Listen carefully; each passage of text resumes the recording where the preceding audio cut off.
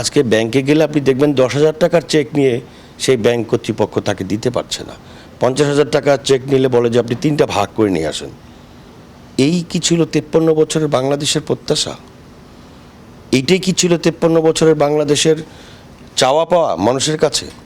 তাহলে এই যে অর্থনৈতিকভাবে একেবারে নিঃশেষ করে দেওয়া হলো, ভঙ্গুর করে দেওয়া হলো, ব্যাংকগুলি আজকে দেউলিয়া, মানুষের অর্থনৈতিক অস্তিত্ব আজকে সংকটের মুখোমুখি।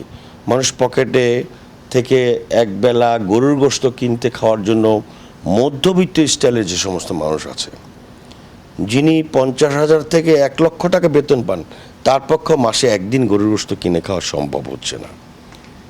এটা আজ থেকে না, অনেক দিন থেকে। Double million offer Walton fridge কিনে পেতে পারেন 20 লক্ষ টাকা, রয়েছে কোটি কোটি টাকার নিশ্চিত উপহার। সেই মুক্তির লক্ষ্যে কিন্তু হাজার হাজার ছাত্র জনতা রাজপথে বেরিয়ে এসেছে, মানুষের রক্ত গিয়েছে, জীবন দিয়েছে, পঙ্গুত্ব বরণ করেছে, অন্ধত্ব বরণ করেছে। সেখান থেকে আজকের বাংলাদেশ যেদিকে এগোচ্ছে, মানুষ কিন্তু এখনো পর্যন্ত সেই মুক্তির ঠিকানাটা কিন্তু খুঁজে পাচ্ছে বলে আমার কাছে মনে হচ্ছে না।